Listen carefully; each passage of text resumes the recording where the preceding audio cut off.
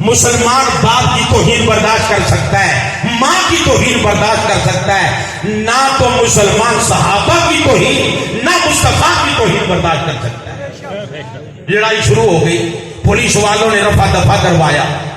وہ تمام کے تمام مسلمان علماء کیوں نہ ہو، عام آدمی کیوں نہ ہو، اتنے روئے، لوگوں کی رو رو کے چیخیں نکل گئی، آنسو بہائے، لوگ روتے ہوئے اپنے گھروں میں آئے۔ حاجی مانک بھی آیا، روتا ہوا گھر میں آیا اور گھر والی کو کہنے لگا او مجھے پانی پلا دے۔ ادھر گھر والی بھی زاروں کی تار رو رہی ہے، کہنے لگی حاجی مانک امام الانبیاء کی توہین ہو گئی، امام الانبیاء کی گستاخی ہو گئی اور تو زندہ واپس آیا، اور تم مر کیوں نہیں گیا؟ آج کے بعد تیری جیسے بغیرت کو میں اپنا خود ماننے کو تیار نہیں۔ یہ بیٹیاں تجھے باپ کہنے کو تیار نہیں، تو نے امام الانبیاء کی توہین سن کر تو زندہ واپس کیسے آ پہنچا؟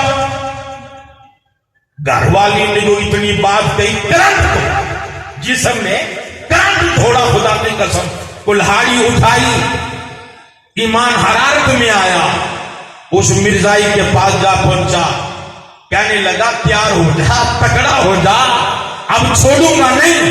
اس نے دھول لگائی، پیچھے پیچھے حاجی صاحب بھی ہے، ٹھوکر لگی، زمین پہ تھے گرا، اور میں کہا کرتا ہوں ٹھوکر نہیں لگی، قدرت نے دھکا دے دیا۔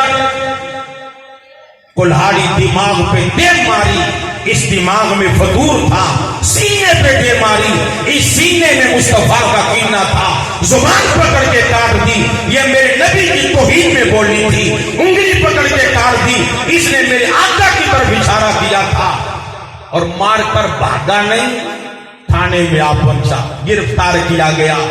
خواب آیا، امام الانبیاء فرمانے لگے حاجی مانک گھبرانے کی لوڑ نہیں، وکیل کرنے کی لوڑ نہیں، تیری وکالت میں محمد عربی کروں گا صلی اللہ، اور بلند آواز سے انہوں نے سارا ربوہ تو کیا، لندن تک کے وکلا بلائے، پیسوں کے ڈھیر لگا دیے گئے، پھانسی لگوائیں گے۔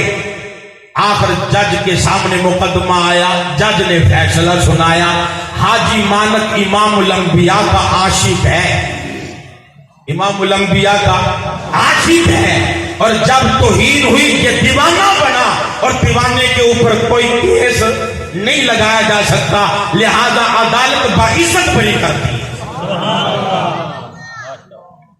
قربان جاؤں، آج بھی آقا دو عالم صلی اللہ علیہ وسلم پہ جانے قربان کرنے والے، لیکن آج ہم ایک بچے پلے مسلمان ہیں، نعرے لگائیں گے غلام ہے، غلام ہے، رسول کے غلام ہے، اور غلامی رسول میں جان بھی قربان ہے۔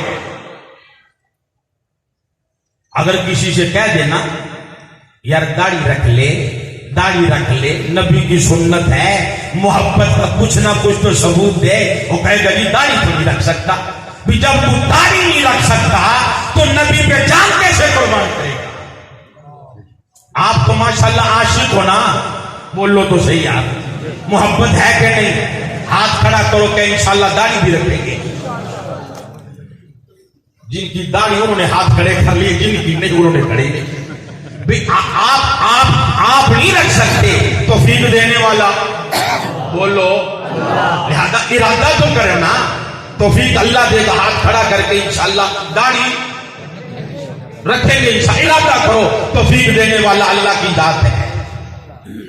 قربان جاؤں صحابہ اکرام کو کیا محبت تھی، اللہ کے نبی نے یوں ہی نہیں کہا میری امت میں سب سے زیادہ رحم رحیم ابو بکر صدیق ہے، وہ مقام ایسے نہیں ملا، ابو بکر نے عشق کر کے دکھایا، محبت کر کے دکھائی، مال بھی، جان بھی، اولاد بھی آقا دو عالم پہ قربان کر دی۔ اور ابو بکر کی تمنا تھی، آرزو تھی، حسرت تھی کہ میری آنکھ ہو اور امام الانبیاء کا چہرہ ہو۔ ایک صحابی حضرت صوبان صدق رضی اللہ تعالیٰ بلند آواز سے حضور کے پاس آیا، رنگ پیلا پڑا ہوا، زرد پڑا ہوا. آپ نے فرمایا میرے دیوانے رنگ کیوں پیلا پڑ گیا؟ خیر تو ہے، کیا پریشانی آ گئی؟ کہنے لگا آقا پریشانی تو کوئی نہیں، تکلیف تو کوئی نہیں، بیماری تو کوئی نہیں، ایک بات سوچ رہا تھا، سوچتے سوچتے رنگ پیلا پڑ گیا. کیا سوچ آ گئی؟ کہنے لگا گھر میں تکلیف آ جائے، پریشانی آ جائے، ہم آپ کی مجلس میں آ کر چہرہ انور دیکھتے ہیں، سارے دکھ دور ہو جاتے ہیں. اور میں سوچ رہا تھا جنت میں تو اعلیٰ مقام پہ ہوں گے اور ہم نیچے والے طبقے میں ہوں گے. جنت میں دیدار نہ ہوا تو جنت میں وقت کیسے گزرے گا؟ اندازہ لگاؤ، محبت دیکھو.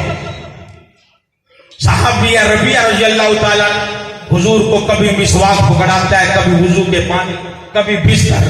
ایک دن خوش ہو کر نا امام الانبیاء فرمانے لگے میرے دیوانے مانگ لے جو کچھ مانگ لے، جو مانگے گا وہی مل جائے گا. میرے جیسا ہوتا، آپ جیسا ہوتا، بس کوٹھی مل جائے، بنگلہ مل جائے، پلاٹ مل جائے، پراپرٹی مل جائے، دولت، یہی ہے نا. ربیعہ تیرے قربان جاؤں، دولت نہیں، عورت نہیں، کوٹھی نہیں، بنگلہ نہیں، روپیہ نہیں، پیسہ نہیں. کہنے لگا میرے آقا کسی چیز کی لوڑ نہیں، مجھے تو جنت میں اپنا پڑوس لے کے دے دو. ربیعہ تیرے عقیدے کے قربان جاؤں، تیری محبت کے کیا کہنے ہیں، تیرے پیار کے کیا کہنے ہیں، تو نے روپیہ پیسہ نہیں مانگا. کہنے لگا آقا مجھے تو بس جنت میں آپ کی نوکری مل جائے، آپ کا میں خادم بن جاؤں.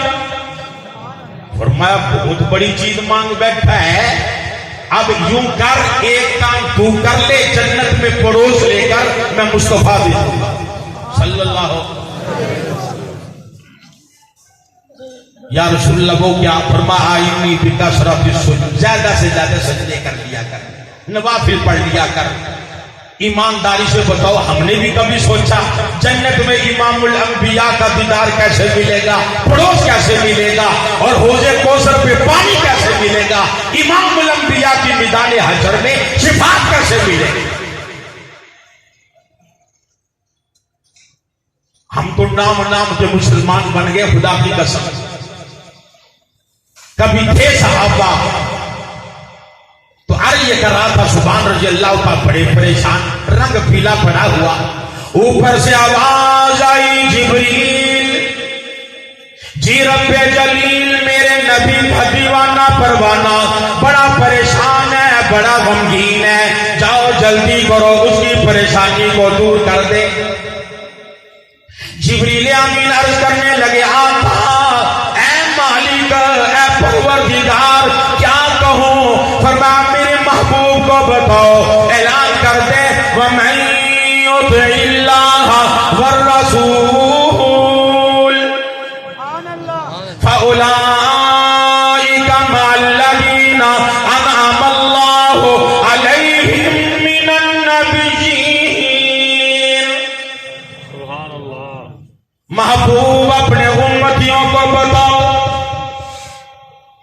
جہلم والوں کو بتاؤ، مشرق مغرب شمال جنوب والوں کو بتاؤ، اعلان کر دو جو بھی آدمی میرے نبی کی اطاعت کرے گا، میرے محبوب کی اطاعت کرے گا، میرے نبی کی بات مانے گا، فرمایا جہاں میرا نبی بٹھا دے بیٹھ جانا، جہاں میرا نبی کھڑا کرے کھڑا ہو جانا، جس کام سے روک